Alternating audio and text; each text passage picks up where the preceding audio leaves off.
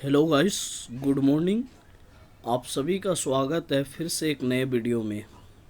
आइए शुरू करते हैं क्लास 7 की हमारी दुनिया की अध्याय 4 को देखेंगे। अध्याय 4 में बात की गई है वायुमंडल एवं इसका संगठन।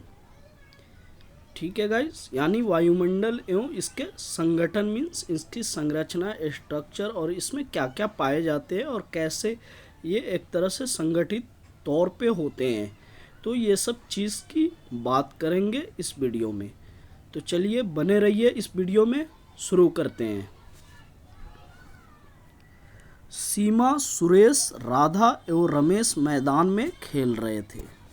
अचानक सुरेश ने कहा, राधा तुम अपनी नाक और मुंह कितनी देर तक बंद रख सकती हो? राधा ने कहा, मैं अभी ऐसा करके देखती हूँ।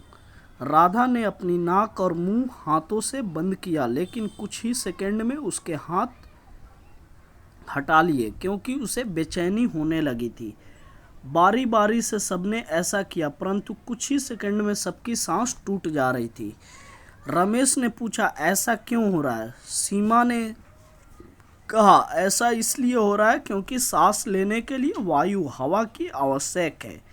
देखिए यहाँ पे क्या हो रहा है कि सीमा और सुरेश, राधा, 3 लोग हैं जो कि क्या होते, 4 लोग हैं जो कि मैदान में खेल रहे थे। अचानक सुरेश जो उसमें से होता है, चारों में से एक सुरेश जो होता है, वो राधा से कहता है, तुम अपनी नाक और मुंह कितनी देर तक बंद रख सकते हो? राधा ने कहा, अभी मैं देखती हूँ कर कर ऐसा।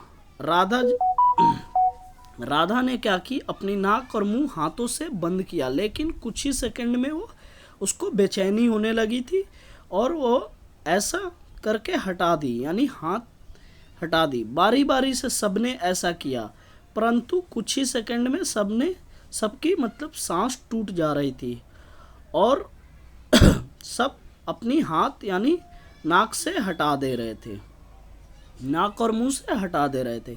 फिर रमेश ने पूछा, ऐसा क्यों हो रहा है?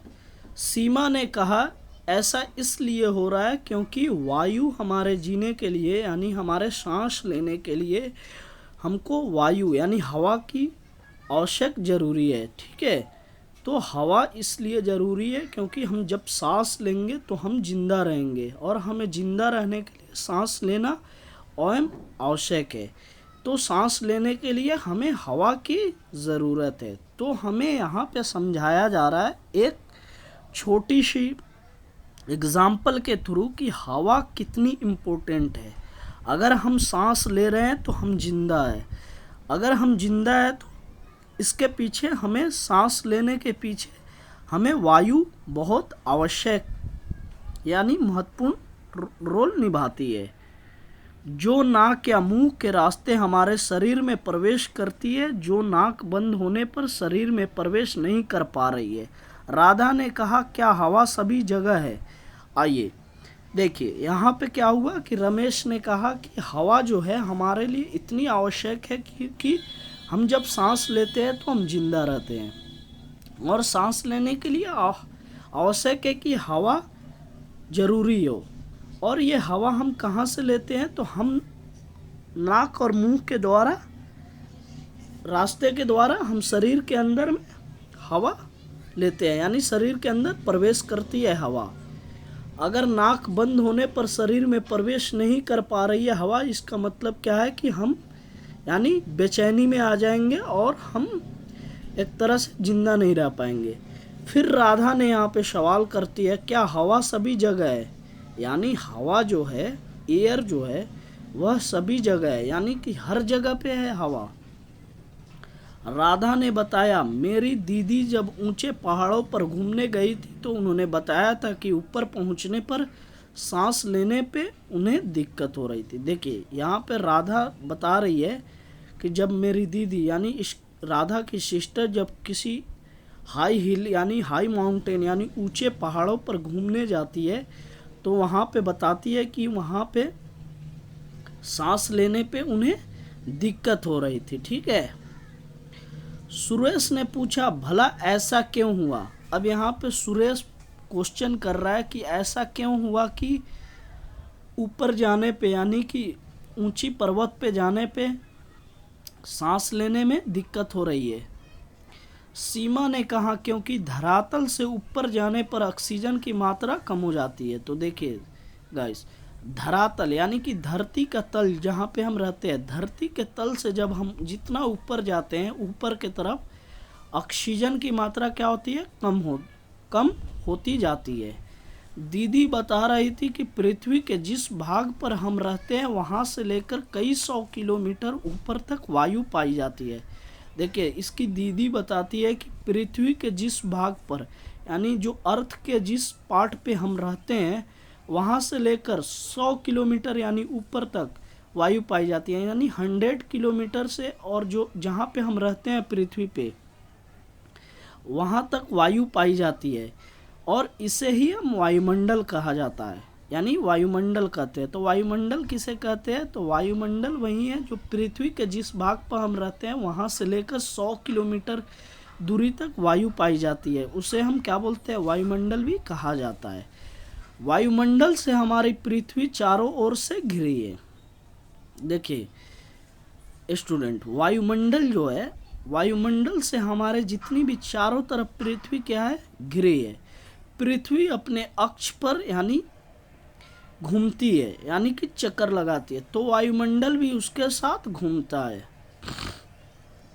वायुमंडल हमें जीवनदायी वायु तो प्रदान करता है, साथ ही पृथ्वी पर निवास करने वाले सभी जीवों के लिए सुरक्षा कवच भी प्रदान करता है। देखिए, वायुमंडल जो है हमें वायु तो प्रदान करता है, यानी वायु देता ही है सांस लेने के लिए, जिंदा रहने के लिए। साथ ही पृथ्वी पे जो हम लोग रहते हैं यानी निवास करते हैं, यानी जो रहते हैं, निवास मतलब जो रहते हैं, सभी जीवों के लिए सुरक्षा कवच यानी एक तरह से सुरक्षा कवच यानी प्रदान करते हैं। रमेश ने कहा, मैंने पढ़ा है कि जब सूर्य की किरणें पृथ्वी पर आती है तो इसका कुछ भाग ही पृथ्वी पर पहुंच पाता है।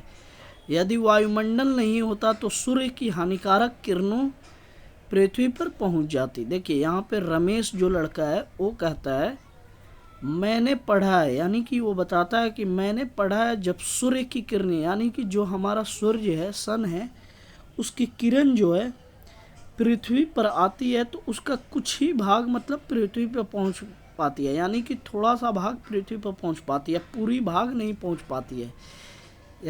यदि वायुमंडल नहीं होता यानी एटमॉस्फेयर नहीं होता तो सूर्य की जो हानिकारक यानी कि हार्मफुल जो किरणें हैं, सूर्य की हानिकारक किरणें पृथ्वी पर पहुंच जाती, जिससे पृथ्वी का तापमान इतना अधिक हो जाता कि यहाँ रहना भी मुश्किल हो जाता। तो देखिए यहाँ पे क्या बताया जा रहा है कि वायुमंडल अगर नहीं होता तो क्या होता कि सूर्य की जो हानिकारक जो बहुत हार्मफुल जो किरण जो होता है वो पृथ्वी पर पहुंच जाती है, यानी हमारे अर्थ पर पहुंच जाती है। और ये जब पहुंचती है हमारे पृथ्वी पर तो टेम्परेचर यानी तापमान इतना अधिक हो जाता, इतना बढ़ जाता कि यहाँ रहना भी मुश्किल हो जाता।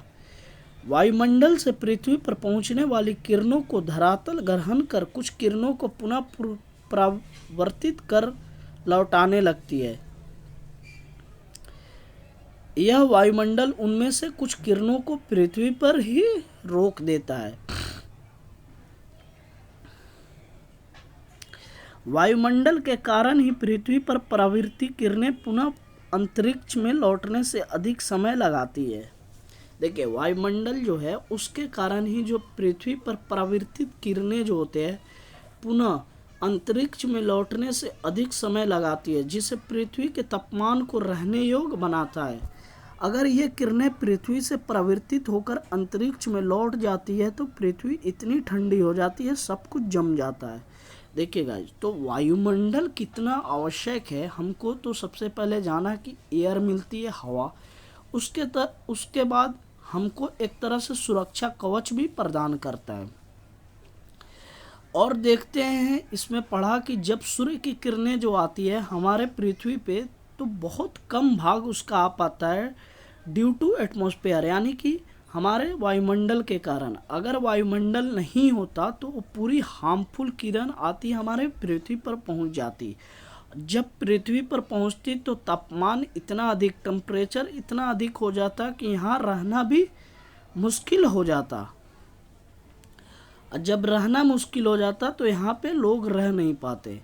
तो इस तरीके से हमने वायुमंडल की इम्पोर्टेंस को जानने की कोशिश की। सीमा बोल उठी, मेरी दीदी कह रही थी कि जब कभी आकाश में बादल होते हैं तो हमारे यहाँ का तापमान अचानक बढ़ जाता है। ऐसा इसलिए होता है क्योंकि सूर्य की जो किरणें परावर्तित होकर अंतरिक्ष में जाने लगती है तो वे बादलों के कारण रुक जाती है और पुनः यह पृथ्वी पर लौट जाती है, जिसका हमारा वातावरण अपेक्षाकृत अधिक गर्म हो जाता है। देखिए सीमा जो बोलती है, कहती है कि हमारी दीदी जो बताती है कि कभी आकाश में बादल होते हैं, यानी आसमान में जब बादल होते हैं तो हमारे यहाँ का जो नीचे हमारे धरती का तापमान जो होता है वह अचानक सडनली बढ़ जाता है। ऐसा इसलिए होता है क्योंकि सूर्य की जो किरण होता है, देखिए जो सूर्य का किरण जो होता है वो प्रवर्तित होकर अंतरिक्ष में जाने लगती है तो वे बादलों के कारण रुक जाती है। जब वे अंतरिक्ष में जाएंगे तो क्या होगा, वो बादलों के कारण रुक जाती है और पुनः यह क्या होता है, पृथ्वी पर लौट जाती है, जिससे हमारा क्या होता है, वातावरण प्रवर्तित अपेक्षाकृत अधिक गर्म होता है। क्या आप जानते हैं वायुमंडल छन्नापत्र का कार्य करता है। छन्नापत्र मतलब जैसे छानते हैं किसी चीज़ को। यह सूर्य से आने वाली हानिकारक पराबैंगनी किरणों को छानकर पृथ्वी पर भेजता है। देखिए छन्ना, जैसे हम चाय छानते हैं तो छन्ना होता है जिसमें क्या होता है, हमारी चाय आ जाती है कप में, प्याले में, और जो हमारे चाय पत्ती जो होते हैं वो रह जाते हैं। जो भी अनवांटेड चीज़ है वो क्या होती है, उसमें नहीं आकर बजाय छन्ना में रह जाती है। उसी तरह से बताया गया एग्जाम्पल के थ्रू वायुमंडल भी छन्ना पत्र का काम करता है। यह सूर्य से आने वाली हानिकारक पराबैंगनी किरणों को छानकर पृथ्वी पर क्या करता है, भेजता है। तभी राधा ने पूछा, पृथ्वी का ऊंचाई वाला भाग पर्वत पहले गर्म होता है या तल वाला भाग अर्थात मैदान। अब राधा पूछती है कि जब ऐसा होता है कि टेम्परेचर बढ़ती है तो क्या होता है, पृथ्वी का ऊंचाई वाला यानी जो सबसे हाइट वाली जगह है, यानी पर्वत है, हिमालय है, यानी कि माउंटेन है, वो गर्म होगा या तल वाला यानी जो धरती वाला। सुरेश बोल उठा, सूर्य की किरणें जब पृथ्वी पर पहुंचती है तो पहले पर्वत पर पहुंचती है, बाद में मैदान पे। तो सुरेश यहाँ पे बताता है कि सबसे पहले जब पृथ्वी पे जब किरणें आती है सूर्य से तो वो सबसे पहले कहाँ पड़ती है, तो पर्वत पे पहुंचती है, बाद में मैदान पर। इसलिए पहले पर्वत गर्म होता है, किंतु पहले पर्वत गर्म होना चाहिए, किंतु ऐसा नहीं होता है। यह वायुमंडल ऊपर से नहीं बल्कि नीचे से गर्म होता है। जब धरती का ठोस धरातल गर्म होता है तो उसके संपर्क वाले वायुमंडल की परतें पहले गर्म होता है एवं उत्तरोत्तर ऊपर की ओर गर्म प्रवाहित होती रहती है। स्पष्ट है कि जैसे जैसे हम ऊपर की ओर जाते हैं गर्मी कम हो जाती है। तो देखिए सुरेश यहाँ पे बोल उठा कि देखिए सूर्य की किरणें जब पृथ्वी पर आती है तो सबसे पहले पर्वत पड़ती है, तो सबसे पहले पर्वत पर पहुंचती है। लेकिन ऐसा नहीं होता है क्योंकि वायुमंडल ऊपर से नहीं बल्कि नीचे से गर्म होता है। कहाँ से गर्म होता है? नीचे से। और जब धरती का ठोस धरातल गर्म होता है यानी जो सॉलिड यानी जो हमारा धरातल जो है, धरती का तल जो होता है वो गर्म होता है, तो उसके संपर्क वाले जितने भी टच में जो आने वाले वायुमंडल की जो परत है यानी पार्ट जो है, लेयर जो है वो गर्म होती है और इसके उत्तरोत्तर ऊपर की ओर गर्मी प्रवाहित होती रहती है। स्पष्ट जैसे हम ऊपर की ओर जाते हैं गर्मी कम हो जाती है और वैसे वैसे हम ऊपर की तरफ जाते हैं क्या होती है, गर्मी कम हो जाती है। तो हम यहाँ तक रखते हैं गाइस, छोटी छोटी वीडियो लाएंगे, इससे आपको रिवीजन करने में सहायता मिलेगी। तो हमने इसमें बेसिकली जानने की कोशिश की वायुमंडल क्या है और वायुमंडल हमको किस लिए आवश्यक ज़रूरी है, या वायुमंडल हमको कैसे आवश्यकता होती है या कैसे हमको लाभ पहुंचा रही है। यहाँ पे कैसे हमारे देखिए यहाँ पे परावर्तित किरणें क्या है, यहाँ पे सूर्य से जो किरणें आ रही है पृथ्वी पे और ये टकरा कर क्या हो रहा है ऊपर की तरफ परावर्तित यानी परावर्तन हो जा रहा है, लौट जा रहा है कुछ। ठीक है गाइस, तो इसमें हम कुछ एग्जाम्पल के थ्रू जानने की वायु हमारे लिए कितनी आवश्यक है और वायु होती है तो हमारे वायुमंडल भी कितनी आवश्यक है। तो ये सब जानने की कोशिश की कि कैसे हमारे ऊपर के तरफ जाते हैं तो हमको वायु की कमी महसूस होने लगता है। इस तरीके से हम हर चीज़ हर पहलू की बात करने की कोशिश की। तो thank you so much guys, आप इसको ज़रूर देखें। अगर आपको मेरी वीडियो अच्छी लगे तो चैनल को ज़रूर सब्सक्राइब करें। Thank you so much guys.